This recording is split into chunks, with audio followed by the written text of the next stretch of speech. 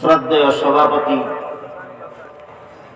হযরত উলামায়ে কেরাম, সম্মানিত সুধী সমাজ, দূর দূরান্ত থেকে আগত সর্বস্তরের মুসলমান ভাইয়েরা আমার ও আমার পর্দানিশীন মা ও বোনেরা, আমি আপনাদের এখানে পৌঁছার পরে দেখলাম আজকের এই সমাবেশটা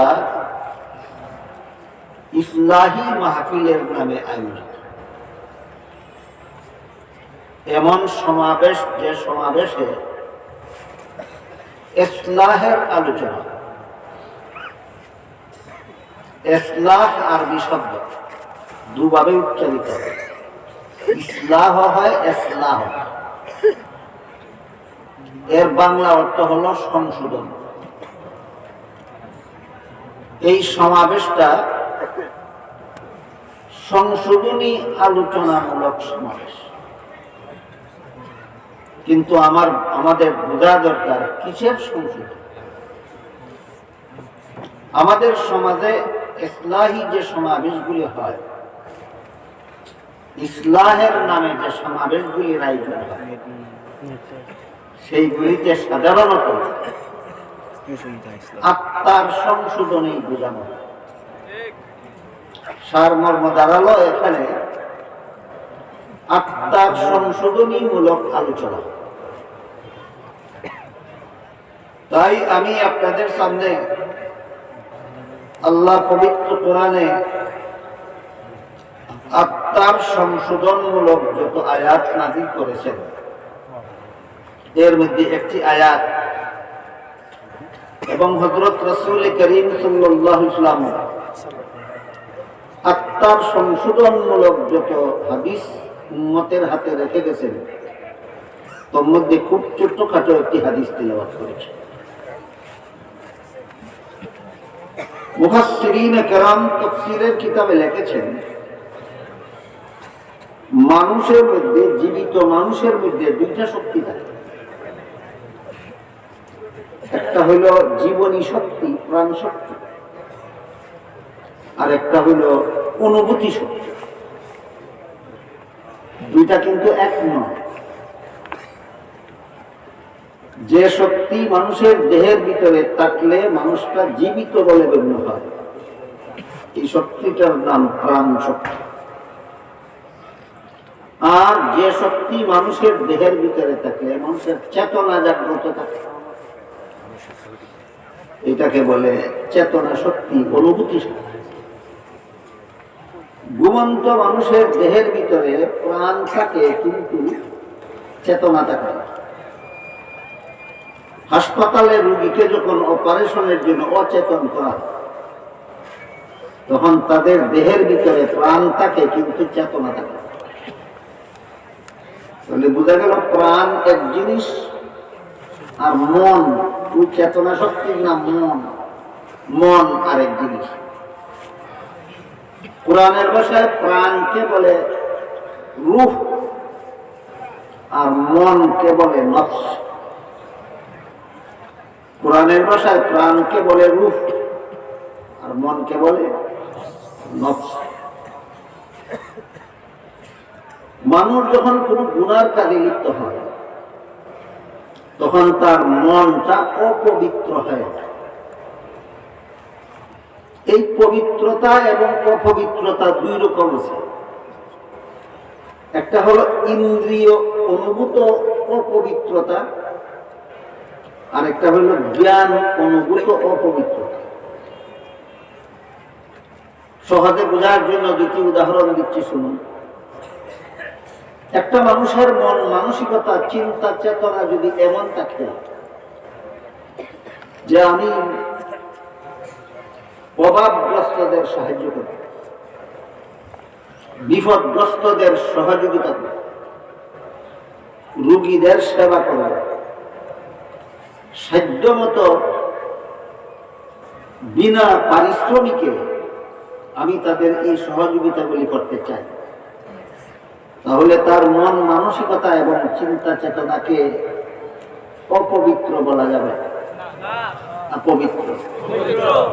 এই পবিত্র ইন্দ্রিয় অনুভূত পবিত্র নয়, জ্ঞান অনুভূত পবিত্র। পক্ষান্তরে কোন মানুষের চিন্তা চেতনা, মন মানসিকতা যদি এমন থাকে যে আমি দুর্বলদের উপর প্রভাব খাটিয়ে তাদের সম্পদ আত্মসাৎ করব, বিপদগ্রস্তদের বিপদগ্রস্ত হওয়ার সুযোগে তার সর্বস্ব লুটে নেব, অসহায় পথিকদের উপর হামলা করে তাদের টাকা পয়সা ছিনিয়ে নেব, এই মন মানসিকতা এবং চিন্তা চেতনাকে কি পবিত্র বলা যায় না অপবিত্র? এটা কি ইন্দ্রিয় অনুভূত অপবিত্র না জ্ঞান অনুভূত অপবিত্র? ইন্দ্রিয় অনুভূত অপবিত্র। আপনার গায়ের জামায় যদি পেশাব লাগে, পেশাবটা ইন্দ্রিয় অনুভূত অপবিত্র। আপনার গায়ে যদি গোবর লাগে, এই গোবরটা হলো ইন্দ্রিয় অনুভূত অপবিত্র। আর নিকৃষ্টতম মন মানসিকতা এবং চিন্তা চেতনাও অপবিত্র, সেটা ইন্দ্রিয় অনুভূত নয়, সেটা জ্ঞান অনুভূত অপবিত্র। ঠিক তেমনি ভাবে মানুষ যখন গুনাহে লিপ্ত হয় তখন তার মনটা অপবিত্র হয়ে যায়। বুঝে থাকলে বলুন তো, মন কি ইন্দ্রিয় অনুভূত অপবিত্র হয় না জ্ঞান অনুভূত অপবিত্র হয়? জ্ঞান অনুভূত। তার কারণ হল যত কাজে গুনাহ আছে প্রত্যেকটা কাজের দুটি করে ফলাফল আছে। একটি হলো গুনার কাজের সাজা, আর একটি হলো গুনার কাজের মজা। যারা গুনাহ করে কোনো না কোনো মজার লোভেই গুনাহ করে। গুনার মধ্যে মজাও আছে, গুনার সাজাও আছে। গুনার মজাটা খুব ছোট, সাজাটা বিশাল। সাজাটা বিশাল। গুনার প্রতিটি গুনার মজা যে খুব ছোট এবং সাজা যে বিশাল। এর দুই একটা উদাহরণ শুনুন। ফজরের নামাজের সময় মাত্র 1 ঘন্টা থেকে 1.5 ঘন্টা সময় থাকে। এই 1.5 ঘন্টা সময়ের ঘুমের মজার ডুবে এক ব্যক্তি ফজরের নামাজ পড়ল। ফজরের নামাজ পড়ল না মানে একটা গুনাহ করল। বিনা মজায় না 1.5 ঘন্টার ঘুমের মজা? কতক্ষণের মজা? ফজরের নামাজ না পড়ার মজা হলো 1.5 ঘন্টা। হাদিস শরীফে উল্লেখ আছে, এরকম অলসতা অবহেলা করে এক বেলার ফজরের নামাজ না পড়ে, এক বেলার ফরজ নামাজ না পড়লে 2,88,00,000 বছর জাহান্নামের শাস্তি করতে। কত বছর? 2,88,00,000। এক বেলার নামাজ না পড়ার মজা কত আর সাজা কত? এক বেলা ফরজ নামাজ না পড়ার মজা 1.5 ঘন্টা, সাজা 2,88,00,000। বলুন তো, সাজার থেকে মজা সামান্য কম, মজার থেকে সাজা সামান্য বেশি? আকাশ পাতাল। এইভাবে হাদিস শরীফে রাসূল করিম সাল্লাল্লাহু আলাইহি ওয়াসাল্লাম বলেন, কেউ যদি কোনো ভিন্ন নারীর প্রতি লোলুপ দৃষ্টিতে তাকায়, লালসার দৃষ্টিতে তাকায়, উপভোগের দৃষ্টিতে তাকায়, কোন যুবক পুরুষ ভিন্ন কোন নারীর প্রতি তাকানির একটা মাত্রই কারণ উপভোগের দৃষ্টিতে তাকা, আনন্দ উপভোগ করা। হাদিস শরীফে রাসূল করিম সাল্লাল্লাহু আলাইহি ওয়াসাল্লাম যখন এই তাকানোটাকে নিষেধ করলেন, এটা একটা গুনাহ। হযরত আলী রাদিয়াল্লাহু আনহু রাসূলকে জিজ্ঞাসা করলেন, ওগো আল্লাহর রাসূল, আমার অনিচ্ছাবশত আমার কোনো দৃষ্টি যদি কোনো নারীর উপর পড়ে যায় তাহলে তাতেও কি আমার গুনাহ হবে? রাসূল বলেন, অনিচ্ছাবশত যে দৃষ্টি পড়ে গেল এর জন্য তোমার গুনাহ হবে, কিন্তু পরে তুমি দৃষ্টিটা ফেরাতে যদি 1 সেকেন্ড দেরি করো, 1 সেকেন্ডের জন্য গুনাহ হবে। দৃষ্টিটা পড়ে গেল অনিচ্ছায়, ফিরাইতে যদি ইচ্ছাকৃতভাবে 1 সেকেন্ড দেরি করো, 1 সেকেন্ডের জন্য গুনাহ হবে। তাহলে একটা ভিন্ন নারীর প্রতি আমার অনিচ্ছায় দৃষ্টি পড়ে গেল, সাথে সাথে ফিরিয়ে নেব না 2-1 সেকেন্ড পর? 2-1 সেকেন্ড দেরি করলে গুনাহ আছে কিনা? এখানে কতক্ষণের মজা? 2-1 সেকেন্ড। 2-1 সেকেন্ড। হাদিস শরীফে রাসূল করিম সাল্লাল্লাহু আলাইহি ওয়াসাল্লাম বলেন, এরকম 1-2 সেকেন্ড মজার লোভেও যদি কেউ ভিন্ন নারীর দিকে তাকায়, হাসরের মাঠে তার চোখে গলন্ত সীসা ঢেলে দেওয়া। চোখে গলন্ত সীসা ঢেলে দিলে কত সেকেন্ড কষ্ট হবে? না ঘন্টার পর ঘন্টা? তাহলে গুনার মজা কত আর সাজা কত? বেশ কমটা কি বুঝে আসছে আপনাদের? সুতরাং এই তুচ্ছ মজার লোভে যারা এত বিশাল সাজার পরোয়া করে না, এদের বিবেক তাজা না পচা? পচা। আর পচা জিনিস পায় না পা। এজন্য মুফাসসিরিন কেরাম তাফসীরের কিতাবে লেখেন, তুচ্ছ মজার লোভে যারা গুনাহে লিপ্ত হয় তারা আত্মা হয়ে যায় না পা, তাদের মন না পা, তাদের মন। আমরা এখানে যারা উপস্থিত আছি প্রত্যেকে যদি যার যার মনের সাথে একটা হিসাব নিকাশ করে যে কোন মজার লোভে আমি কোন গুনাহে লিপ্ত আছি কিনা, যদি আমার মন সাক্ষী দেয় অমুক মজার লোভে আমি অমুক গুনাহে লিপ্ত আছি, তাহলে আমার কাছেই প্রমাণ হয়ে যাবে আমার আত্মাটা নাপাক। আমার কাছেই প্রমাণ হয়ে যাবে আমার আত্মাটা নাপাক। আর যদি আমি মনের সাথে বোঝাপড়া করে দেখি কোন মজার লোভের কারণে আমি কোন পাপে লিপ্ত নই, আমি পাপের সাজাকে ভয় করি, এই জন্য মজার লোভে পাপে লিপ্ত হই না, তখন প্রমাণ হয়ে গেল আমার আত্মাটা পবিত্র। আত্মাটা পবিত্র। আশা করি এতক্ষণের আলোচনায় আপনারা বুঝতে পেরেছেন মানুষের মন অপবিত্র হয় কিসের দ্বারা আর পবিত্র হয় কিসের দ্বারা। গুনার মজার লোভে যখন মানুষ পাপে লিপ্ত হয় তখন তার মন হয় নাপাক, আর সাজার ভয়ে যখন পাপ ছেড়ে দেয় তখন তার আত্মাটা হয় পাক। আমি যে আয়াত আপনাদের সামনে তিলাওয়াত করছি, আয়াতে আল্লাহ পাক রব্বুল আলামিন বলেন, আমাদের নবী মুহাম্মদুর রাসূলুল্লাহ সাল্লাল্লাহু আলাইহি ওয়াসাল্লামের জন্মের প্রায় 3000 বছর আগে তার পূর্বপুরুষদের অন্যতম হযরত ইব্রাহিম আলাইহিস সালাম তার ছেলে ইসমাঈল আলাইহিস সালামকে নিয়ে আল্লাহর কাছে কতগুলি দোয়া করেছিলেন। সেই দোয়াতে তিনি বলেছিলেন, রব্বানা ওয়াবআস ফীহিম রাসূলাম মিনহুম ইয়াতলু আলাইহিম আয়াতিক ওয়া ইউআল্লিমুহুমুল কিতাবা ওয়াল হিকমাতা ওয়া ইউযাক্কিহিম। হে আল্লাহ, আমি ইব্রাহিম আর আমার ছেলে ইসমাঈলের পরবর্তী প্রজন্মে আখিরি জামানার নবী, সর্বশেষ নবীকে জন্ম দিয়ে পাঠান,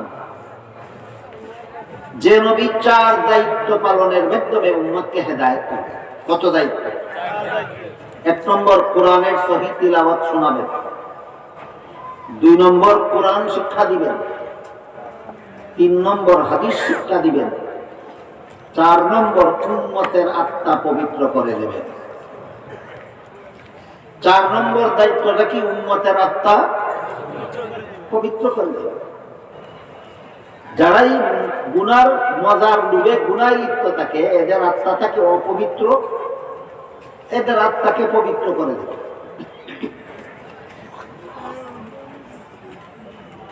গুনায় লিপ্ত হওয়ার পরে আত্মা যখন অপবিত্র হয়ে যায়, তখন সেই অপবিত্র আত্মার অধিকারী জাহান্নামের শাস্তির যোগ্য হয়ে যায়। কিসের যোগ্য? জাহান্নামের শাস্তির যোগ্য হয়ে যায়। আপনারা কি মনে করেন আমরা কেউ কোনদিন গুনাহ করেছি? সন্দেহ আছে? হাদিস শরীফে রাসূল বলেছেন, আলা কুল্লুকুম খাত্তাউন, হে আমার উম্মতেরা, তোমরা সবাই কোনো না কোনোদিন গুনাহ করো। গুনাহ করেন না কোনোদিন, জীবনে কোনোদিন গুনাহ করেন না শুধুমাত্র নবীগণ। জীবনে কোনোদিন গুনাহ করেন না কারা? শুধুমাত্র নবীগণ। নবীগণই মানুষ জাতির মধ্যে এমন এক দল যারা জীবনে কোনোদিন গুনাহ করে। এমন আল্লাহ পাক রব্বুল আলামিন কোরআনের এক আয়াতে হযরত ইব্রাহিম আলাইহিস সালামকে সম্বোধন করে বলেন, ইন্নী জাইলুকা লিন-নাসি ইমামা। হে ইব্রাহিম আলাইহিস সালাম, আপনাকে আমি মানুষের সমাজের মানুষের জন্য ইমাম বানাবো। সমাজের মানুষের জন্য ইমাম বানাবো। আয়াতের ব্যাখ্যায় মুফাসসিরিনে কেরাম লিখেছেন, মানুষের ইমাম হওয়ার যোগ্য দুই দল লোক থাকে। প্রথম দল হলেন নবীগণ, তারা মানুষের ইমাম হওয়ার যোগ্য।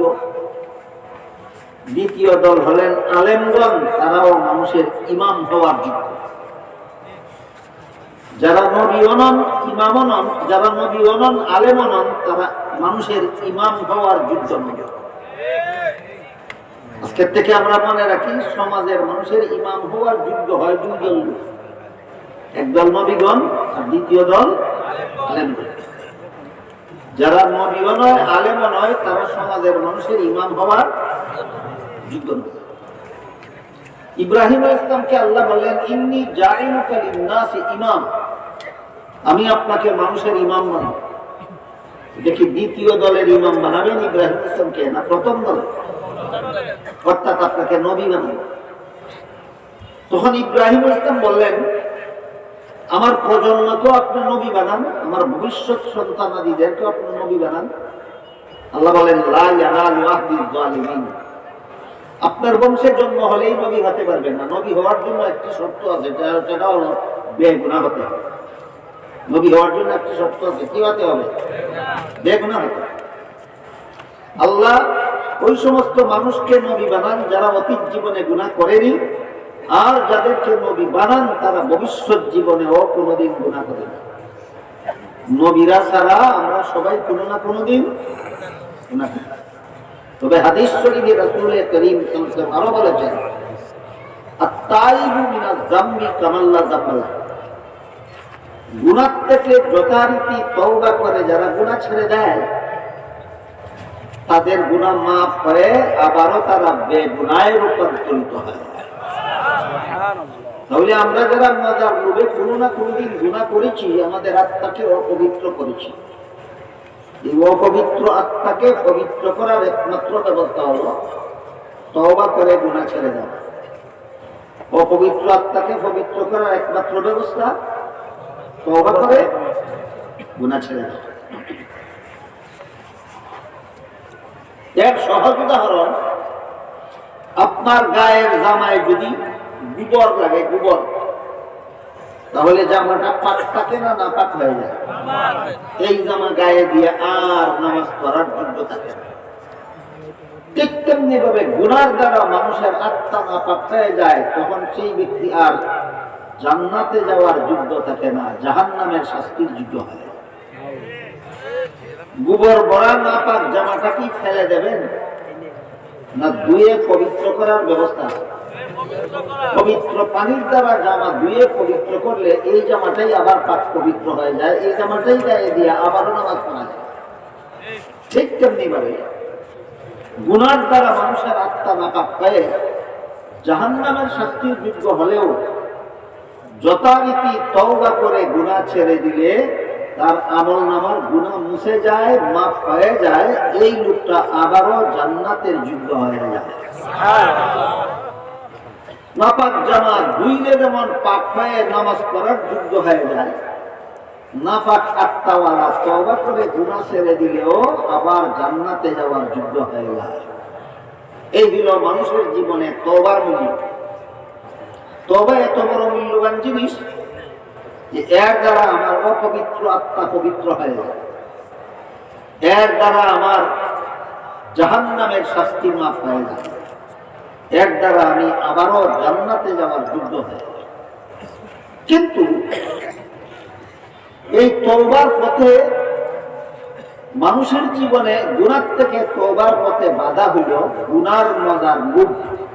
গুনার মজার লোভ।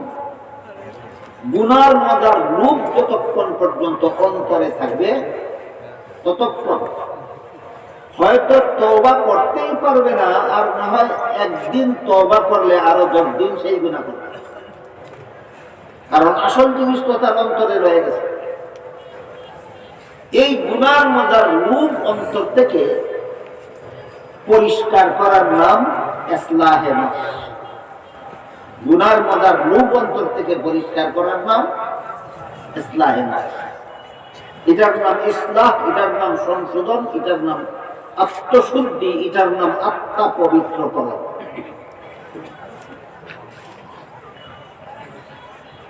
গুনার মজার রূপ যখন, এটার বিশেষ প্রক্রিয়া আছে, এর বিশিষ্ট উস্তাদগণ আছে। উস্তাদগণের শিষ্যত্ব গ্রহণ করলে পরে কোন গুনার মজার লালসা অন্তর থেকে কিভাবে পরিষ্কার করতে হয় তিনি প্রক্রিয়া বলে দেবেন। সেই প্রক্রিয়া মতে আমরা অনুশীলন করব, চর্চা করব। এর মাধ্যমে আমাদের অন্তর থেকে গুনার মজার লালসা দূরীভূত হয়ে যাবে। তারপর আমি সকল প্রকার গুনাহ থেকে তওবাও করতে পারবো, আবার তওবার উপর অটল থাকতে পারবো। এইভাবে যখন মানুষ গুনাহ থেকে মনকে পাক পবিত্র করে, তখন আরেকটা পথে সে অগ্রসর হবে। সেটা হলো আল্লাহর ওলি হওয়ার পর। যতক্ষণ পর্যন্ত গুনাহ থেকে মনকে পবিত্র করতে পারে না, তখন তার পক্ষে ওলি হওয়ার কল্পনাও করা যায়। ওলি হওয়ার কল্পনাও করা যায়। গুনাহ থেকে মন যখন পবিত্র হবে, তখন ওলি হওয়ার পথ পরিষ্কার হবে। এই ওলি শব্দের বিভিন্ন অর্থ আছে, এর মধ্যে সবচেয়ে বহুল প্রচলিত অর্থ হলো বন্ধু। ওলি শব্দের প্রসিদ্ধ অর্থ হলো বন্ধু। আল্লাহর ওলি মানে আল্লাহর বন্ধু। আল্লাহর ওলি মানে আল্লাহর বন্ধু। আমরা যে বলে থাকি হযরত শাহজালাল মুজাদ্দিদি ইয়ামানি রাহমাতুল্লাহি আলাইহি আল্লাহর ওলি ছিলেন, এর অর্থ হলো আল্লাহর বন্ধু ছিলেন। আব্দুল কাদের জিলানী রাহমাতুল্লাহি আল্লাহর ওলি ছিলেন। খাজা মুঈনুদ্দিন চিশতি রাহমাতুল্লাহি আলাইহি আল্লাহর ওলি ছিলেন। এর মানে হলো আল্লাহর বন্ধু ছিলেন। গুনাহে লিপ্ত থাকা অবস্থায় না গুনাহ থেকে পবিত্র হওয়ার পর, গুনাহ থেকে পবিত্র হওয়া। তাই আমাদের সমাজে কিছু লোক আছে সদা সর্বদা গুনাহে লিপ্ত থাকে, মারিফতের না, পীর মুরিদিও করে। এরা ভণ্ড পীর। কি পীর? ভণ্ড পীর। এই ভণ্ড পীরেরা আসলে পীর মুরিদির কিছুই জানে না। ওলি হওয়ার ধারে কাছে মানে কিভাবে ওলি হওয়া যায় আল্লাহর, তা জানেও না, বুঝেও না। আমাদের জনসাধারণ মুসলমানদের মধ্যে যথেষ্ট পরিমাণ সাধারণ মুসলমান আছে এমন সরল, এরাও বিষয়টা না জানার কারণে, না বুঝার কারণে এই ভণ্ড পীরদেরকে আল্লাহর ওলি মনে করে। আপনারা কেউ যেন কোনোদিন ভণ্ড পীরকে আল্লাহর ওলি মনে করে নিজের ঈমান আমল ধ্বংস না করেন। এই জন্য আমি পরিষ্কার ভাবে উল্লেখ করে দিতে চাই আল্লাহর ওলি হওয়ার কিভাবে আল্লাহর ওলি হবে। সর্বমোট 5টা কাজ করলে আল্লাহর ওলি হবে। সর্বমোট 5টা কাজ, তাও এলোমেলো ভাবে নয়, ধারাবাহিক। উল্টা পাল্টা না, ধারাবাহিক। ধারাবাহিক এমন 5টা কাজ আছে, যে 5টা কাজ ধারাবাহিক ভাবে করলে আপনি আল্লাহর ওলি হতে পারবেন। নিজে চেষ্টা করেন নেক আমলের দ্বারা, কেউ নবী হতে পারে না। আল্লাহ যাকে পছন্দ করেন তাকেই শুধু নবী বলেন। কিন্তু ওলি কিয়ামত পর্যন্ত যে কোনো লোক নিজে চেষ্টা করে এই 5টা কাজ করবে, সেই আল্লাহর ওলি হতে পারবে। নবী হওয়ার পথ বন্ধ, ওলি হওয়ার পথ খোলা। নবী হওয়ার পথ বন্ধ, ওলি হওয়ার পথ খোলা। কত কাজ করলে আল্লাহর ওলি হওয়া যায়? আগামীকাল থেকে এই 5টা কাজ আমি করলেও আমি আল্লাহর ওলি হতে পারি। আগামীকাল থেকে এই 5টা কাজ আপনি করলে আপনি আল্লাহর ওলি হতে পারেন। কিন্তু স্মরণ রাখতে হবে 5 কাজের একটা কাজ যদি করার বাকি থাকে তিনি আর যাই কিছু হোক না কেন আল্লাহর ওলি হতে পারেন না। তাহলে কত কাজের দ্বারা আল্লাহর ওলি হয় না? 5 কাজের প্রথম কাজ সকল প্রকার গুনার অভ্যাস করতে হবে। এটার আলোচনা এত করবে। 5 কাজের প্রথম কাজ সকল কাজে গুনার অভ্যাস ছাড়তে হবে। এই গুনার অভ্যাস ছাড়ার দ্বারা আগে মনটাকে পবিত্র করে নিতে হবে। গুনার অভ্যাসে অভ্যস্ত থাকা অবস্থায় মন অপবিত্র থাকা অবস্থায় তসবিহ জপতে জপতে মরলেও আল্লাহকে সিজদা করতে করতে মরলেও তাহাজ্জুদের নামাজ পড়তে পড়তে মরলেও পাপিষ্ঠ অবস্থাতেই মরণ হবে। ওলি হওয়া দূরের কথা। যে ব্যক্তি গুনায় অভ্যস্ত, যে মজার রূপ ছাড়তে পারে না, এই জন্য গুনার অভ্যাস ছাড়তে পারে না, সে যতই তসবিহ করুক, যতই ওয়াজিফা করুক, যতই নামাজ রোজা করুক, যতই তাহাজ্জুদের নামাজ করুক, যতই নফল বন্দেগী করুক, যতই ফরজ বন্দেগী করুক, এই গুনার অভ্যাস তার পাপিষ্ঠতার থেকেই রক্ষা করতে পারে না। সে পাপিষ্ঠ নামাজি, সে পাপিষ্ঠ রোজাদার, সে পাপিষ্ঠ হজ কর্মওয়ালা, সে পাপিষ্ঠ যাকাত দেনওয়ালা। হয়তো সবার কথাটা পরিষ্কার বুঝে আসে নাই। সহজ একটা উদাহরণ দিচ্ছি, শুনুন। আপনাদের জানা মতে সুদ খাওয়া হালাল না হারাম? ঘুষ খাওয়া, মদ খাওয়া, গাঞ্জা খাওয়া। একজন নামাজি সবসময় ঘুষ খায়, একজন রোজাদার সবসময় সুদ খায়, একজন তসবিহ পড়নেওয়ালা সবসময় মদ খায়, একজন তাহাজ্জুদের নামাজ পড়নেওয়ালা সবসময় গাঞ্জা খায়। এই সুদ খাওয়া অবস্থায়, ঘুষ খাওয়া অবস্থায়, মদ খাওয়া অবস্থায়, গাঞ্জা খাওয়া অবস্থায় তাহাজ্জুদ পড়লেই ওলি হয়ে যায় না? আগে গুনাহ করতে হবে। যতই তাহাজ্জুদ পড়ো, তুমি যদি দিন রাত 24 ঘন্টাও তাহাজ্জুদ পড়ো, আর তাহাজ্জুদ পড়তে পড়তে যদি তোমার মরণ হয়, আল্লাহকে সিজদা করতে করতে যদি তোমার মরণ হয়, অথচ তুমি সুদের অভ্যাস ছাড়তে পারো না, ঘুষের অভ্যাস ছাড়তে পারো না, মদের অভ্যাস ছাড়তে পারো না, গাঁজার অভ্যাস ছাড়তে পারো না, তুমি তসবিহ জপতে জপতে মরলেও পাপিষ্ঠ অবস্থাতেই তোমার মরণ হয়। কাজে এই সমস্ত বিষয় সাধারণত আমাদের এই মাহফিলগুলিতে আলোচনা হয় না হওয়ার কারণে এতই অস্পষ্ট আকার ধারণ করেছে বিষয়টা সাধারণ সমাজে, যে মানুষে একটা কুখ্যাত বস্তু সে হাতে তসবিহ নিয়ে রাস্তায় ঘোরাফেরা করে আর তসবিহ দেখে। কুখ্যাত বস্তু হাতে তসবিহ নিয়ে পথে ঘোরাফেরা করে আর তসবিহ দেখে। তসবিহ দেখা দেখে বাজারের মানুষ মনে করে আল্লাহর কত বড় বলি। বলুন তো, এই তসবিহ পড়নেওয়ালাটা ওলি না পাপিষ্ঠ? এবার আপনাদের বলতে হবে, তসবিহ পড়নেওয়ালাটা পাপিষ্ঠ কেন? সে ঘুষখোর। সে কি? ঘুষখোর। তোমার ঘুষখোরি না ছাড়া পর্যন্ত তসবিহ পড়া তোমাকে ওলি বানাতে পারবে না। ঘুষখোরি না ছাড়া পর্যন্ত তোমার তসবিহ পড়া তোমাকে ওলি বানাতে পারবে। আরেক মুয়াদ করে তাহাজ্জুদ করে। কি বলে? তাহাজ্জুদ করে। তার তাহাজ্জুদের নামাজ দেখে একজনে মনে করে তিনি বলি, যখন মদ খায় তখন এটা কেমন পাপিষ্ঠ, যে তাহাজ্জুদ করনেওয়ালা পাপিষ্ঠ। কেমন পাপিষ্ঠ? তাহাজ্জুদ করনেওয়ালা। মনে রাখবেন, নামাজিও পাপিষ্ঠ হয়, তসবিহ পড়নেওয়ালাও পাপিষ্ঠ হয়, তাহাজ্জুদ করনেওয়ালাও পাপিষ্ঠ হয়, ইবাদত বন্দেগী করনেওয়ালাও পাপিষ্ঠ হয়। কখন? পাপে লিপ্ত থাকে যখন।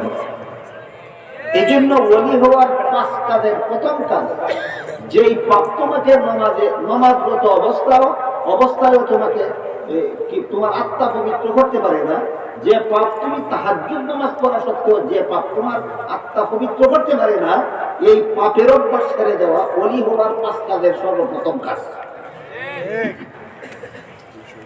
হাকিমুল উম্মত হযরত আল্লামা আশরাফ আলী থানভী রাহমাতুল্লাহি আলাইহি তিনি এক বিবরণে বলেছেন, এক দৃষ্টি কোন একটা ভিন্ন মহিলাকে দেখাচ্ছে 12 বছর পর্যন্ত তাহাজ্জুদ না পড়া। কতদিন পর্যন্ত? 12 বছর পর্যন্ত তাহাজ্জুদ নামাজ না পড়লে একটা গুনাহ হয়। একটা গুনাহ,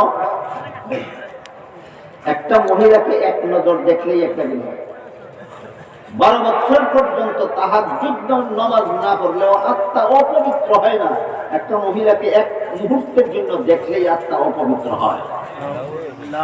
তাহলে ওলি হওয়ার 5 কাজের প্রথম কাজ তাহাজ্জুদ করা। ওলি হওয়ার 5 কাজের প্রথম কাজ 5 বেলা নামাজ পড়া। ওলি হওয়ার 5 কাজের প্রথম কাজ কোরআন তেলাওয়াত করা। একজন যদি জীবনে কোনোদিন কোরআন খতম না করে তবুও তার আত্মা অপবিত্র হয় না। আত্মা অপবিত্র হয় না। একটা মিথ্যা কথা বলার সাথে সাথে আত্মা অপবিত্র হয়ে যায়। তাহলে সারাদিন কোরআন তেলাওয়াত করা ওলি হওয়ার জন্য বড় কাজ। প্রথম কাজ না সকল প্রকার গুনার অভ্যাস ছেড়ে দেওয়া ওলি হওয়ার প্রথম কাজ। সর্বমোট কত কাজের দ্বারা একটা মানুষ ওলি হয়? 5 কাজের প্রথম কাজ কি? সকল প্রকার গুনার অভ্যাস। একটা গুনার অভ্যাসেও যতক্ষণ পর্যন্ত তুমি অভ্যস্ত ততক্ষণ পর্যন্ত তোমার আত্মা নাপাক। এই আত্মা ভরা 5 বেলার নামাজ থাকলেও এই নাপাক আত্মা পবিত্র হবে না। এই আত্মা ভরা কোরআন তেলাওয়াত থাকলেও নাপাক আত্মা পবিত্র হবে না।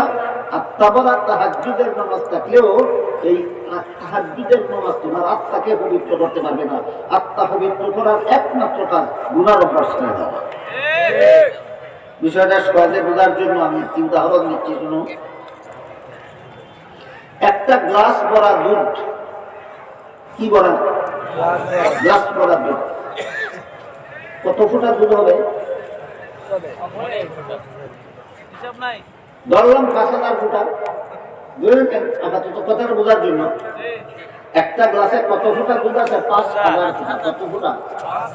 5000 ফুটা দুধ আছে একটা গ্লাসের মধ্যে। 3 ফুটা পেশাব ছেড়ে দিয়ে 1 ফোঁটা দিলে না। এই 5000 ফুটা দুধে ভরা একটা গ্লাসের মধ্যে 1 ফোঁটা পেশাব ঢেলে দিলে যেমন এই 5000 ফুটা দুধ নাপাক হয়ে যায়, ঠিক তেমনি ভাবে 5 বেলার ফরজ নামাজ করলে 30 পারা কোরআন তেলাওয়াত করলে প্রতি রাত্রে 8 টাকা করে কমপক্ষে তাহাজ্জুদের নামাজ পড়লে আর 1 ঘন্টা বেপরদা অবস্থায় চললে এই নামাজীর আত্মা নাপাক, এই কোরআন তেলাওয়াতকারীর আত্মা নাপাক, এই তাহাজ্জুদকারীর আত্মা নাপাক। সে ওলি হওয়ার কল্পনাও করা যায় না। আবারও বলুন তো, 1 গ্লাস দুধকে নাপাক করতে কত বালতি পেশাব লাগে? তাহলে 5 বেলার নামাজীর আত্মা নাপাক হইতে 30 পারা কোরআন তেলাওয়াতকারীর আত্মা নাপাক হইতে সারা জীবন ভর তাহাজ্জুদ নামাজ পড়নেওয়ালার আত্মা নাপাক হইতে কতটা গুনাহ দরকার? একটা গুনাহ যথেষ্ট। তুমি 5 বেলা নামাজ পড়ো, একটা গুনাহ করতে পারো না। তুমি 30 পারা কোরআন পড়ো, একটা গুনাহ করতে পারো না। তুমি প্রতিদিন তাহাজ্জুদের নামাজ পড়ো, একটা গুনাহ করতে পারো না। তোমার আত্মা নাপাক। নাপাক আত্মাওয়ালার ব্যাপারে ওলি হওয়ার কল্পনাও করা যায় না। এগুলি সাধারণ ওয়াজ না ইসলাহে নফসের ওয়াজ? আত্মা পবিত্রকরণের ওয়াজ। আপনারা নাম নিচে নেই, এই জন্য আলোচনা করবো না। এই সমস্ত আলোচনা হয় না, অনেকে বুঝেও না, অনেকে করেও না। কিন্তু আপনাদের নাম দেখে আমি করতে পারি। নাম দিয়েছেন ইসলাহি জলসা, এটাই মাহফিল। ইসলাহি মাহফিলের মানেই হলো আত্মা পবিত্রকরণের মাহফিল। এবার বুঝে থাকে বলুন তো, আল্লাহর ওলি হওয়ার জন্য সর্বমোট কত কাজ? 5 কাজ। এর মধ্যে সর্বপ্রথম কোনটা? গুনার অভ্যাস। বর্তমান সমাজে কি পরিমাণ গুনাহ নামাজীদের মধ্যে চালু আছে, কি পরিমাণ গুনাহ তাহাজ্জুদ পড়নেওয়ালাদের মধ্যে চালু আছে, কি পরিমাণ গুনাহ কোরআন তেলাওয়াতকারীদের মধ্যে চালু আছে, সারা রাত বলেও শেষ করা যাবে না। যত গুনাহ বর্তমানে হাজি গাজী নামাজি রোজাদার তাহাজ্জুদ গুজারদের মধ্যে যত গুনাহ চালু আছে, এর মধ্যে একটা দুইটা গুনার উদাহরণ দিচ্ছি শুনুন। হাদিস শরীফে রাসূল করিম সাল্লাল্লাহু আলাইহি ওয়াসাল্লাম বলেন, যে ব্যক্তি কোন প্রাণীর ছবি উঠাবে, ছবি সযত্নে সংরক্ষণ করবে, ঘরের ভিতরে প্রাণীর ছবি লটকিয়ে দেবে, সেই ব্যক্তির কিয়ামতের দিন সবচেয়ে কঠিন আযাব হবে। কিসের ছবি? সূর্যের ছবি না প্রাণীর ছবি? প্রাণীর। চন্দ্রের ছবি না প্রাণীর ছবি? প্রাণীর। প্রাণীর ছবি। একবার রাসূল করিম সাল্লাল্লাহু আলাইহি ওয়াসাল্লাম বাজার থেকে ময়ূরের ছবি ছাপা একটা চাদর কিনে এনে ঘরে লটকিয়ে রাখে। কিসের ছবি ছাপা? ময়ূরের ছবি ছাপা চাদর। স্বয়ং রাসূল কিনলেন চাদরটা, ঘরে লটকিয়ে রাখে। পরের দিন জিবরিল ফেরেশতা আপনার জন্য এবং আপনার উম্মতের জন্য প্রাণীর ছবি হারাম, আল্লাহর এই ওহী নিয়ে আসলেন, আল্লাহর এই বিধান নিয়ে আসলেন। নবী অন্য দিনের মতো নবীর ঘরে না ঢুকে নবীর ঘরের বাইরে দাঁড়িয়ে নবী জিজ্ঞেস করেন, ও জিবরিল, প্রতিদিন ওহী নিয়ে আসো, আল্লাহর পক্ষ থেকে বাণী নিয়ে আসো, সরাসরি আমার ঘরের ভিতরে প্রবেশ করো, আজকে বাইরে দাঁড়িয়ে আসো কেন? বাইরে দাঁড়িয়ে জিবরিল বলেন, আপনার ঘরে যে লটকানো চাদর আছে, সেই চাদরের মধ্যে যে ময়ূরের ছবি ছাপা, কোনো প্রাণীর ছবি ব্যবহার করা হারাম, আজকে এই বাণী নিয়ে এসেছি। এবং এইরকম হারাম ছবি আপনার ঘরে অথবা আপনার যে উম্মতের ঘরে থাকবে, কিয়ামত পর্যন্ত আমি জিবরিল এবং আমার অধীনস্থ কোন রহমতের ফেরেশতা তাদের ঘরে ঢুকবে না। রাসূল বলেন, ও জিবরিল, ছবি হারাম এই বিধান আল্লাহর নিয়ে আসছে তুমি আজকে, আর ছবিওয়ালা চাদর কিনেছি আমি গতকাল, মানে হারাম হওয়ার পরের দিন, আগের দিন। আমি তো ছবিওয়ালা চাদর কিনেছি হারাম হওয়ার আগের দিন, আর আজকে পরের দিন তুমি ওহী নিয়ে এসেছো ছবি হারাম, তাহলে আমার পয়সার কিনা চাদরটা কি করবে? রাসূল জিবরিলকে জিজ্ঞাসা করেন, চাদরটা তো আমি পয়সার দ্বারা খরিদ করেছি, আমার পয়সার কিনা চাদরটা কি করবে?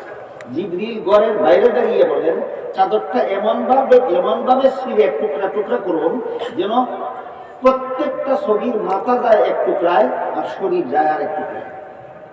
জিবরিলের কথা মতো রাসূল যতগুলি ছবি এই চাদরের মধ্যে ছিল, প্রত্যেকটা ছবিকে এমন ভাবে ছিঁড়ে টুকরা টুকরা করলেন যে প্রত্যেকটা ছবির খেলা গেল এক টুকরায় আর শরীর গেল আরেক টুকরায়। এই চাদর আর কতদিন গায়ে দেওয়া যাবে? তারপরে জিবরিল ফেরেশতা রাসূলের ঘরে প্রবেশ করে। এই দীর্ঘ হাদিসের দ্বারা আমরা বুঝলাম মানুষ পশুর ছবি হালাল, মানুষের ছবি অথবা পশুর ছবি হারাম। যেমন ভাবে শুকরের গোশত খাওয়া হারাম, যেমন ভাবে শুকরের গোশত খাওয়া। কুরআনের যে আয়াতে আল্লাহ বলেছেন শুকরের গোশত খাওয়া হারাম, সেই আয়াতের সাথে সাথে বলে দিয়েছেন ঠেকা বসাতে জায়েজ। সেই আয়াতে কি বলে দিয়েছেন? ঠেকা বসাতে জায়েজ। ঠেকা বসাতে জায়েজ। ঠেকা বুঝেন? জি। ঠেকা বসাতে জায়েজ। ঠেকা কি? ঠেকার ব্যাখ্যা হলো খাদ্যের অভাবে না খাইতে মরণাপন্ন অবস্থা হয়ে গেছে, এখনো যদি না খায় মরে যায়, এমত অবস্থায় যদি শুকরের গোশত খাওয়ার সুযোগ পায়, তাহলে এই মুহূর্তে শুকরের গোশত খেয়েই তার জন্য প্রাণ রক্ষা করা যায়। এটা হলো ঠেকা বসাতে জায়েজ। বুঝে থাকতে বলুন, কুরআনের যে আয়াতে আল্লাহ বলেছেন শুকরের গোশত খাওয়া হারাম, সেই আয়াতেই বলেছেন কিনা ঠেকা বসাতে জায়েজ। ঠিক তেমনি ভাবে ফুকাহায়ে কেরাম ফতোয়ার কিতাবে, ফিকহের কিতাবে লিখেছেন যে মানুষ এবং জীবজন্তুর ছবি হারাম, এটা আল্লাহর সাধারণ বিধান, কিন্তু ঠেকা বসাতে জায়েজ। কি বসাতো? ঠেকা বসাতো। ঠেকা কেমন? আপনি হজে যাবেন, পাসপোর্ট লাগবে কিনা, ভিসা লাগবে কিনা? এখন পাসপোর্টে আর ভিসায় ছবি না লাগাইলে আপনি হজে যাওয়া সম্ভব হবে। কাজেই হাজী সাহেবের পাসপোর্টে ছবি লাগাতে হয়, হাজী সাহেবের পাসপোর্টে ভিসার মধ্যে ছবি লাগাতে হয়। বিলাসিতার ছবি বা ঠেকা বসাতে তাইলে যেমন ভাবে শুকরের গোশত খাওয়া স্বাভাবিক অবস্থায় হারাম, ঠেকা বসাতে হালাল, ঠিক তেমনি ভাবে মানুষ পশুর ছবি স্বাভাবিক অবস্থায় ব্যবহার করা হারাম, ঠেকা বসাতে হালাল। কথা বুঝলেন কি? বুঝে থাকলে আবার বলুন, আমার মোবাইল সেটের মধ্যে যদি আমার মায়ের ছবি, আমার মোবাইল সেটের মধ্যে যদি আমার মায়ের ছবি, আমার বাবার ছবি, আমার দাদার ছবি, আমার ছেলের ছবি, আমার মেয়ের ছবি, আমার আত্মীয় স্বজনের ছবি এখানে যদি আপনারা তাকে সংরক্ষিত, কোন খেতা না বিলাস, হালাল না হারাম, এরকম হারাম ছবি মোবাইলে ব্যবহার করে না। কতজন নামাজি আছে, কতজন তাহাজ্জুদ পড়নেওয়ালা আছে, হারাম ছবি তার মোবাইলে নাই? কতজন কোরআন তেলাওয়াতকারী আছে, হারাম ছবি তার মোবাইলে নাই? তোমার মোবাইলের মধ্যে হারাম ছবি সংরক্ষণ করেছ, তোমার তাহাজ্জুদ তোমাকে জাহান্নাম থেকে রক্ষা করতে পারবে না। তোমার মোবাইলে তুমি হারাম ছবি সংরক্ষণ করেছ, তোমার কোরআন তেলাওয়াত তোমাকে জাহান্নাম থেকে রক্ষা করতে পারবে না। তোমার মোবাইলে তুমি হারাম ছবি সংরক্ষণ করেছ, তোমার 5 বেলার নামাজ তোমাকে জাহান্নাম থেকে রক্ষা করতে পারবে না। সুতরাং 5 বেলার নামাজ আর কোরআন তেলাওয়াত আর তাহাজ্জুদেই ওলি হয় না, আগে হারাম কাজ করতে হয়। এই জন্য বলেছিলাম এলোবাতারি না সিরিয়াল বাই সিরিয়াল ওলি হওয়ার 5 কাম এলোমেলো না সিরিয়াল বাই সিরিয়াল। প্রথম কাজ কোনটা? আচ্ছা, আমি আপনাদের জিজ্ঞাসা করি, নামাজ পড়ার জন্য উযু ফরজ কিনা? নামাজও ফরজ, উযুও ফরজ। এলোমেলো না সিরিয়াল বাই সিরিয়াল? আগে 100 রাকাত নামাজ পড়ে তারপরে উযুটা করে নিলে কেমন? সে যেই রকমের বুদ্ধিমান যে আগে 100 রাকাত নামাজ পড়ে নেই, উযুটা পরেই করি, এমন বুদ্ধি যে করে সে যেমন বুদ্ধিমান, ঠিক তেমনি ভাবে যে মনে করে যে হারাম ছবি পরে ছাড়বো, আগে নামাজটা পড়ে নেই, হারাম ছবি ত্যাগ করবো পরে, আগে কোরআন তেলাওয়াতটা করে নেই, হারাম ছবি ত্যাগ করবো পরে, আগে তাহাজ্জুদটা পড়ে নেই, তেমন বুদ্ধিমান। কত বড় বুদ্ধিমানে বড় দেশটা কিছু আন্দাজ হচ্ছে আপনাদের? যতক্ষণ পর্যন্ত কোনো একটা হারাম কাজে কেউ লিপ্ত থাকে, যতক্ষণ পর্যন্ত কোনো একটা গুনার কাজে কেউ লিপ্ত থাকে, ততক্ষণ পর্যন্ত তার 5 বেলার নামাজ তাকে জাহান্নাম থেকে বাঁচাতে পারবে না, তার কোরআন তেলাওয়াত তাকে জাহান্নাম থেকে বাঁচাতে পারবে না, আর তাহাজ্জুদের নামাজ তাকে জাহান্নাম থেকে বাঁচাতে পারবে না, যতক্ষণ পর্যন্ত তওবা করে হারাম কাজ ছাড়ে না। তওবা করে হারাম কাজ। আরো খুব সহজ একটি উদাহরণ দিচ্ছি, শোনেন। আপনারা যারা নামাজ পড়েন আপনারা অবশ্যই জানেন উযুর 5 ফরজ নাকি 4 ফরজ? প্রথম ফরজ মুখ ধোয়া, দ্বিতীয় ফরজ হাত ধোয়া, তৃতীয় ফরজ মাথা মাসে করা, চতুর্থ ফরজ মুখ ধুয়ে, হাত ধুয়ে, মাথা মাসা করে, পাও ধুইতে ধুইতে বায়ু ছেড়ে দিল, পাও ধুইতে ধুইতে বায়ু ছেড়ে দিল, ওযুটা কমপ্লিট হইল। ইনকমপ্লিট না ক্যান্সেল? আপনারা কোনটা বলবেন? কমপ্লিট না ইনকমপ্লিট না ক্যান্সেল? ইনকমপ্লিট বুঝাও না, একেবারে ক্যান্সেল, একেবারে ক্যান্সেল। তোমার মুখ ধোয়া ক্যান্সেল, তোমার হাত ধোয়া ক্যান্সেল, তোমার মাথা মাসা করা ক্যান্সেল, তোমার পাও ধোয়া ক্যান্সেল। কেন? বায়ু ছেড়ে দিয়েছো। কি করেছে? বায়ু ছেড়ে দিয়েছে। ঠিক তেমনি ভাবে কোন হারাম কাজকে, গুনার কাজকে যদি গুনাহ বলে স্বীকার করে না, হারাম বলে স্বীকার করে না, তার 5 বেলার নামাজ ক্যান্সেল, তার কোরআন তেলাওয়াত ক্যান্সেল, তার তাহাজ্জুদের নামাজ ক্যান্সেল, তার তাসবিহ পড়া ক্যান্সেল।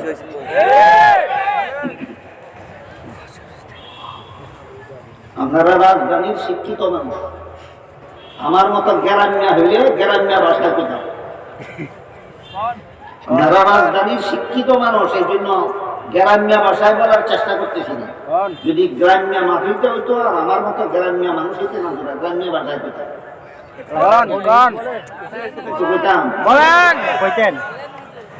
মুখ ধুইল, হাত ধুইল, মাথা মাসা করলো, পা ধুইতে দিতে পাক মেরে দিল, পা ধুইতে দিতে পাক মেরে দিল। তার মুখ ধোয়া ক্যান্সেল, হাত ধোয়া ক্যান্সেল, মাথা মাসা করা ক্যান্সেল, পা ধোয়া ক্যান্সেল।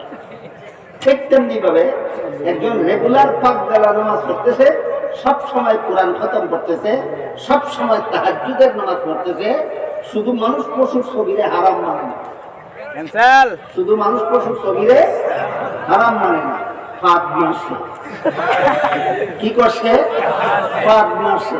তোর 5 বেলার নামাজ ক্যান্সেল, তোর কোরআন তেলাওয়াত ক্যান্সেল, তোর তাহাজ্জুদ ক্যান্সেল। 5% ঠিক।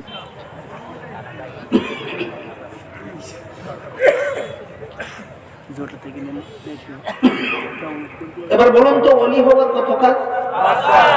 এর মধ্যে প্রথম কাজ, কারণ এদের গুনার কারণে আত্মা অপবিত্র হয়, গুনাহ ছেড়ে দিলে পরে আত্মাটা পবিত্র হয়। অপবিত্র আত্মাওয়ালার কাজ নয় ওলি হওয়া, অপবিত্রওয়ালার কাজ নয়, অপবিত্র আত্মাওয়ালার কাজ নয় ওলি হওয়া। ওলি হওয়া পবিত্র আত্মাওয়ালার কাজ। যেমন ভাবে ওযু করে আগে দেহটাকে পবিত্র করে নিতে হয়, তার কাজ নামাজ পড়া, ঠিক তেমনি ভাবে সকল প্রকার হারামকে হারাম জেনে তওবা করে ছেড়ে দিয়ে আত্মাটাকে পবিত্র করে নিতে হয়, তার কাজ হলো আল্লাহর ওলি হওয়া। ঠিক। যেমন প্রথম কাজ। দ্বিতীয় কাজ হলো সকল প্রকার ফরজ আমল, সকল প্রকার ফরজ আমল।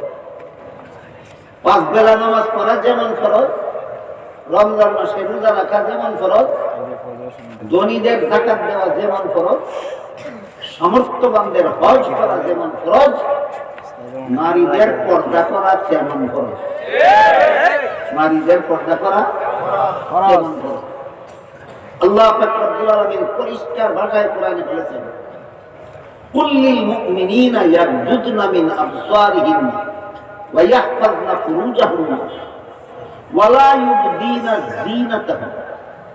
হে মুহাম্মদুর রাসূলুল্লাহ সাল্লাল্লাহু আলাইহি ওয়াসাল্লাম, আপনি ঈমানদার মহিলাদেরকে বলে দিন, মুমিন মুসলমান মহিলাদেরকে বলে দিন, তাদের দেহের সৌন্দর্য যেন ভিন্ন পুরুষের সামনে প্রকাশ করে না। মহিলাদের দেহের সৌন্দর্য ভিন্ন পুরুষের সামনে প্রকাশ করতে আল্লাহ আদেশ করেছেন না নিষেধ করেছেন? নিষেধ। পুরুষের সামনে খুলে দিবে না আড়ালে রাখবে? আড়ালে রাখার নাম পর্দা, আড়াল করার নাম পর্দা। শব্দটা ফার্সি, বাংলা ভাষায় ব্যবহার হয়। বাংলা অর্থ আড়াল, বাংলা অর্থ আড়াল। আল্লাহ কোরআনে কি বলেছেন? মহিলারা পুরুষের সামনে খোলা থাকবে না আড়ালে থাকবে? এটার নাম হল পরিভাষাগত ভাবে পর্দা ফরজ বিশ্বাসই করে না। নারীদের জন্য, মুসলমান নারীদের জন্য ভিন্ন পুরুষ থেকে পর্দায় থাকা ফরজ বিশ্বাসই করে না। তার 5 বেলার নামাজ কোন কাজে লাগবো? ফাঁদ মারছে। কোরআন তেলাওয়াত কোন কাজে লাগবো? ফাঁদ মারছে। তাহাজ্জুদের নামাজ কোন কাজে লাগবো? ফাঁদ মারছে। মাফ করবেন, আর গ্রামে কথা বলবো। বলেন।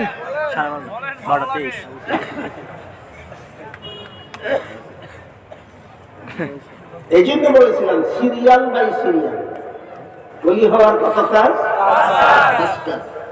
1 নম্বর কাজ হলো সকল প্রকার গুনার অভ্যাস ছেড়ে দিয়ে আত্মাটা পবিত্র করো। এটার নাম ইসলাম। এটার নাম আত্মা সংশোধন করো, পাপ বর্জন করো, আত্মা পবিত্র করো। এখন তোমার ওলি হওয়ার পথ খোলা, এখন তোমার ওলি হওয়ার রাস্তা খোলা, এখন এই রাস্তায় অগ্রসর। তাই ওলি হওয়ার 2 নম্বর কাজ হইল সকল প্রকার ফরজ আমল করতে হবে। যত আমল মুসলমান নারী পুরুষের জন্য ফরজ, এর মধ্যে মহিলাদের পর্দা করা এক ফরজ। মহিলাদের পর্দা করা এক ফরজ। কতটা গেল?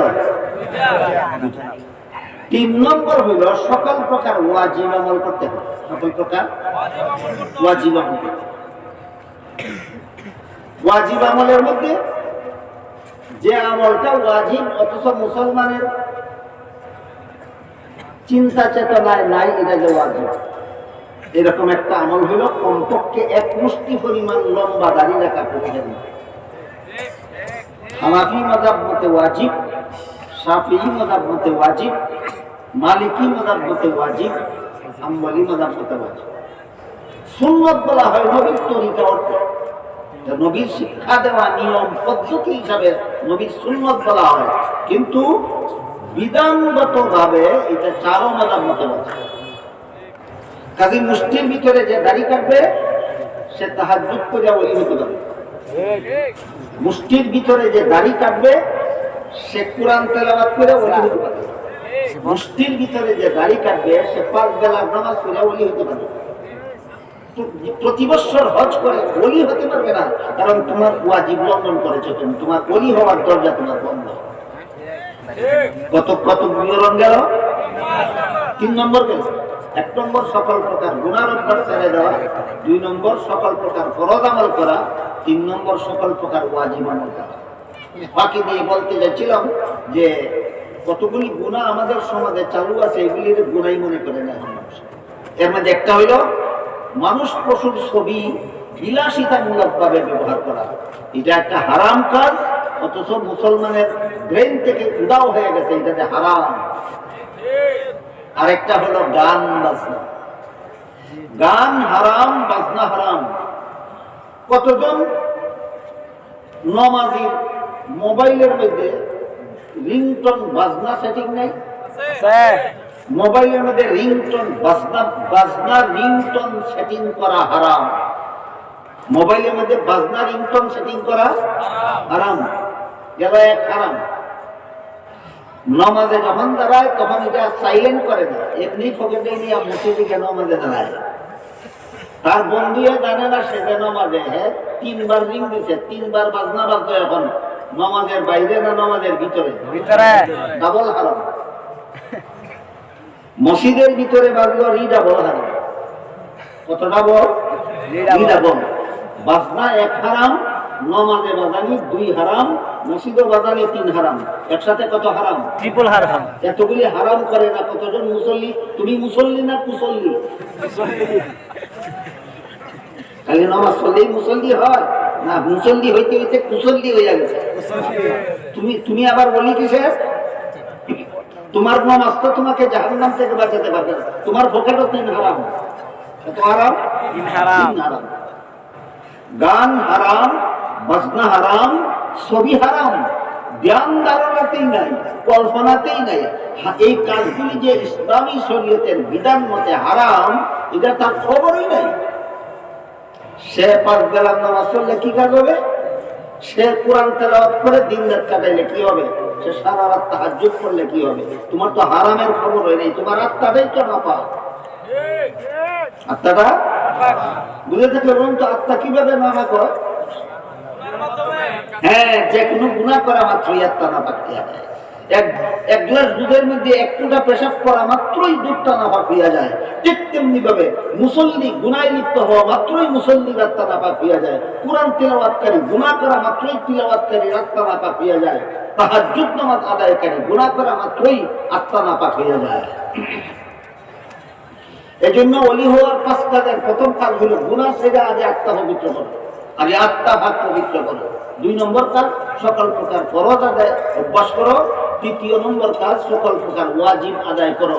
4 নম্বর কাজ হলো সকল প্রকার সুন্নতে মুআক্কাদা পালন করো। সুন্নতে মুআক্কাদা।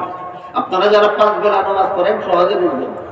জোহরের 4 রাকাত ফরজ নামাজের আগেও 4 রাকাত সুন্নত নামাজ আছে। আসরের 4 রাকাত ফরজ নামাজের আগেও 4 রাকাত সুন্নত নামাজ। যারা নামাজ পড়েন 5 বেলা দয়া করে বলুন তো, জোহরেরও 4 রাকাত সুন্নত, আসরেরও 4 রাকাত সুন্নত, উভয়টা কি এক সমান সুন্নত? না। তাহলে জোহরেরটা কেমন সুন্নত? সুন্নতে মুআক্কাদা। আসরেরটা কেমন সুন্নত? সুন্নতে জায়েজা। সকল প্রকার সুন্নতে মুআক্কাদা আদায় করতে হবে। এটা কত নম্বর কাজ? ওলি হওয়ার কথা 4 নম্বর কাজ। এই 4টা কাজ যারা করবে তারা অনেক কিছু পাইবে, কিন্তু ওলি হতে পারবে। 4 কাজ যারা করবে তারা অনেক কিছু পাবে, কিন্তু বেলায়েতের দরজা পাবে না, আল্লাহর ওলি হতে পারবে না। ওলি হবে 5 নম্বরটা। ওলি হবে কত নম্বরটা? 5 নম্বরটা একটু পরে বলি। এখানে আরো অনেক জরুরি কথা আছে আপনাদের সকলের জানার মতো, বুঝার মতো, জীবন বর্মনে রাখার মতো। এই পঞ্চমটার আগে যে চারটা আলোচনা হইল, চারটার প্রথমটা হইল গুনার অভ্যাস ছেড়ে দেওয়া। এটার সুফল হইল গুনার অভ্যাস ছেড়ে দিলে জাহান্নাম থেকে বাঁচা যায়। 2 নম্বর আর 3 নম্বর হইল ফরজ আমল করা, ওয়াজিব আমল করা। এই 2 আমলের সুফল হইল ফরজ আমল আর ওয়াজিব আমলের দ্বারা জান্নাত পাওয়া যায়। 4 নম্বর কাজ হইল সুন্নতে মুআক্কাদা আমল করা।